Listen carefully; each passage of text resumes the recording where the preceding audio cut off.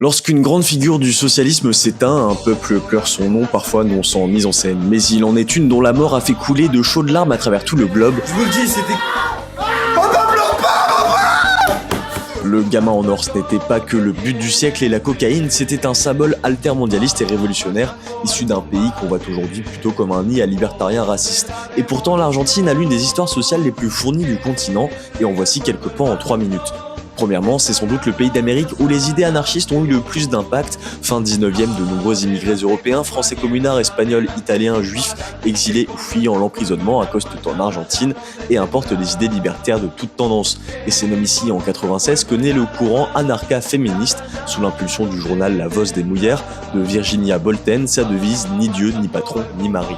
Le plus gros groupe ouvrier argentin, la FORA, se scinde entre syndicalistes révolutionnaires et anarcho-communistes, et c'est cette dernière tendance qui rassemble le plus avec près d'un demi-million d'adhérents dans les années 20 et kyrielles de grèves massives et confrontations violentes avec l'État. On peut citer la Semaine tragique en 1919, qui mène d'ailleurs au seul pogrom antisémite jamais enregistré en Amérique latine, ou encore les événements de la Patagonie rebelle, où le gouvernement exécute sommairement près de 1500 ouvriers insurgés.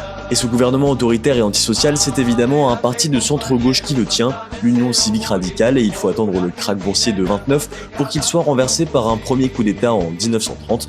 Premier car il n'y en aura pas un, ni deux, ni trois, ni quatre, mais bien 6 coups d'État successifs, jusqu'au retour à la démocratie en 83. Et parmi tous, il y en a un qui va avoir un impact significatif dans la trajectoire historique de la gauche argentine, c'est le deuxième, en 43, à l'issue duquel Juan Perón accède au pouvoir. Et Juan, il va énormément influencer la vie politique argentine, si bien que le clivage gauche-droite laisse place à un clivage péroniste ou anti-péroniste. Mais alors, qu'est-ce que c'est exactement ? Eh ben, c'est une synthèse un peu bizarre entre les idées nationalistes et conservatrices d'un côté et défense de la justice sociale, de l'identité ouvrière et du syndicalisme de l'autre. Certains le voient comme une sorte de fascisme, ce qui est pas complètement faux à bien des égards, mais en attendant, la réaction anti-péroniste ne valait pas beaucoup mieux. Au gré des différents coups d'État, les partis et personnalités liées au péronisme sont interdites, jusqu'à ce que ça pète complètement à la fin des années 60, où plein d'acteurs passent à la lutte armée, des péronistes de gauche aux trotskistes, en passant par les maoïstes ou encore à Lionel Messi.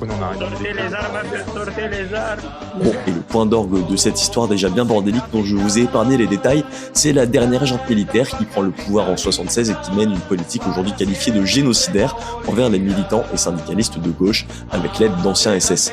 Junte qui s'effondre après s'être fait laver le cul par l'armée britannique pendant la guerre des Malouines en 83, comme quoi Thatcher, quand c'est bien fait, faut le dire. Mais c'est pas pour autant que le retour de la démocratie stabilise l'histoire du pays, citons en pêle-mêle le mouvement des piqueteros, chômeurs autogérés qui ont bloqué les autoroutes dans les années 90, ou encore la crise économique et les émeutes qui ont suivi en 2001, bref, de quoi relativiser un peu la singularité de l'actualité politique argentine.